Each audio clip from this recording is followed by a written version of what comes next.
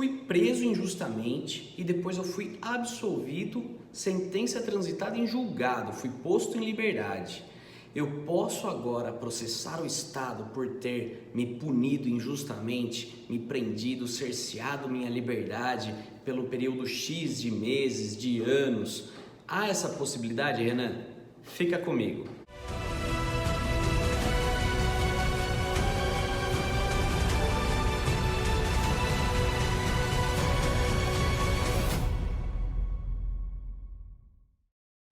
Fala galera, meu nome é Renan Fará, eu sou advogado e eu quero conversar com você sobre a possibilidade ou impossibilidade de entrar com uma ação de indenização contra o Estado por ter prendido você injustamente em uma ação penal, uma acusação que não foi provada, e aí você quer ser ressarcido esses dias. Renan, existe essa possibilidade? Com certeza existe. Veja, se eu bato no seu carro, você já tem a possibilidade de pedir uma indenização contra mim? Imagina se eu prendo você. Se eu negativo o seu nome, você já tem direito a dano moral contra mim? Imagina se eu cerceio a sua liberdade, te envio para aquele inferno que é o cárcere do Estado, né? O CDP, o penitenciário, enfim. E imagina isso, né? Muito mais grave. Então, claro que existe a possibilidade de uma indenização. Agora, vamos pensar na viabilidade desta ação? Em primeiro lugar, os advogados costumam fugir desse tipo de ação. Por quê? Porque uma ação contra o Estado, ele vai fazer de tudo para não ter pagar. Simples, né? Eles não vão cortar na própria carne. Então, o próprio Poder Judiciário vai impedir ao máximo a viabilidade de uma ação dessa. Mas vamos supor que tudo dê certo, você consiga comprovar e vá receber. Receberá em precatório, então vai receber aí um lugar numa fila bem grande para um dia, depois de longos anos, os seus netinhos receberem esse valor. Mas Renan, você está sendo muito pessimista, é verdade. Vamos pensar em uma ação boa, uma ação que a gente entra e com certeza ganha. Bom, ação ganha não existe. Se algum advogado disser para você que a ação está no papo, a ação está ganha, ele vai estar cometendo crime, na minha opinião, de estelionato. É proibido prometer, mas para mim, estelionato aquele que fala que vai ganhar a causa, porque não está na mão dele, quem julga é o juiz e não o advogado. Então fique esperto com o advogado que te promete resultados, tá? Esse tem que tomar muito cuidado, porque ele está prometendo algo que não está em sua alçada. Já conheceu algum advogado que prometeu algo para você? Conta aqui nos comentários. Não conta o nome dele, eu não quero nem saber. Artigo 386 do Código de Processo Penal vai trazer aqui os fundamentos de uma absolvição. Então, essa ação vai ser legal dependendo do fundamento que o juiz utilizar para absolver o réu. Então, veja, ele pode ter diferentes motivos para ter absolvido aquele que foi acusado de um crime.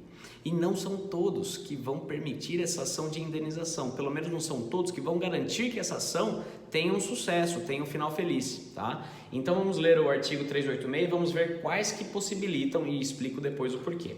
O artigo 386 do Código de Processo Penal diz que o juiz absolverá o réu mencionando a causa na parte dispositiva, desde que reconheça, inciso 1º, estar provada a inexistência do fato. Então uma mulher acusou o cara de ter estuprado ela e ela não e fica provado que esse fato nunca existiu. Ficou provado que não existiu. O cara, ela não teve nada, tudo que ela falou era mentira, ela nem estava lá naquele dia, então é mentira, esse fato não existiu, ficou provado. Aí então ele pode processar essa mulher e pode processar o Estado também, tá? Agora, 2. Não haver prova da existência do fato. Veja como é diferente. Provou a inexistência, provou que não existe e não teve prova que o fato existiu. Não é diferente? Parece sinônimo, não parece? Mas implica justamente no que eu estou falando. Quando não tem prova, vai dizer assim, pode ser que tenha havido, mas por insuficiência de prova, ele foi absolvido. Essa é a chave. Infelizmente, isso é que vai determinar se essa ação tem viabilidade ou não tem. Isso é o que diz a prática. Ah, Renan, eu vou lá, sou novo, quero brigar, vou pra cima. Tá bom, eu acho que tem que ir mesmo, né? Mas, infelizmente, passar dos anos nos deixa aí calejados para saber o que dá certo e o que não dá. Inciso terceiro, não constituir o fato infração penal. É difícil de alguém estar preso por isso. Porém, se ele estiver preso por algo que não é mais crime, às vezes acontece de no meio do processo aquilo deixou de ser crime, tá? Ou mudou alguma coisa na lei, por exemplo, o estelionato agora precisa de representação, antes não precisava. Então agora o cara que está preso por um estelionato que não tem representação, ele tem direito de ser solto, né? Porque aí também já decaiu o tempo para representar, então tem muita gente que teve esse benefício. Procure saber, se você tem alguém que conhece que está preso por estelionato, veja se teve representação. Aí são outros 500, é outro vídeo. Mas, então às vezes não é só o fato que deixou de ser infração penal ao longo do tempo, às vezes aquilo nunca foi crime, tá? Então, esse é outro motivo que absolve. Quarto motivo, são 7, tá? Vamos lá, quarto motivo. Não estar provado que o réu concorreu para a infração penal. Aliás, digo, estar provado que o réu não concorreu, provou. Ele não cometeu o crime, provou a falta de autoria do réu, certo? Ficou provado isso, você tem direito da ação. Por outro lado, 5. Não existir prova de ter o réu concorrido para a infração penal. Não tem prova, absolve, mas não está provado que ele não concorreu, só não teve prova que ele fez. Então aí não cabe ação. Olha como a lei mostra a possibilidade e a impossibilidade no mesmo tom, né? Inciso 6. Existir circunstâncias que excluam o crime ou isentem o réu de pena. É o caso, por exemplo, de legítima defesa. Se for por legítima defesa, então excluir o crime, não é crime aquilo que ele cometeu, né? Bom, aí você pode falar que é excludente de licitude, excludente de culpabilidade, antijuridicidade. Você pode inventar um monte de palavras, aliás. Existem as teorias gerais do crime que vão ser diferentes, porém, não é disso que a gente está conversando agora. Estamos falando sobre fundamentos de absolvição, tá bom? Inciso 7. Não existir prova suficiente para a condenação. Veja, mais de 90% das sentenças de absolvição estão fundamentadas no inciso 7º. Não existir prova suficiente para a condenação. É a forma mais confortável que o juiz encontra para absolver um réu. Ele fala, não tem prova suficiente, vou absolvê-lo. Ele não tem, não vou dizer culhões, tá? Mas ele não tem o trabalho de realmente analisar os autos e falar, não tem prova para condenar o réu, ficou provado que o réu não fez. Ele não faz isso. O que ele faz é dizer, não há prova suficiente para condená-lo. Essa absolvição, se for, por exemplo, na justiça criminal militar, também não presta. Quer dizer, é óbvio que é melhor ele ser absolvido do que condenado. Mas, por vezes, ele vai para a rua. Por quê? Porque não é o suficiente para reintegrar o cara para o serviço. Mesma coisa aqui na justiça comum. Na justiça comum, ele não dá direito, então, de entrar com uma ação de indenização. Você pode, aí você vai ter que provar isso na esfera civil, vai ser muito mais complexo. Se você tiver uma sentença que mostra que você tem um título executivo extrajudicial, aliás, judicial, já para brigar pela sua indenização, entendeu? Então, Renan, são esses os fundamentos? Sim, são.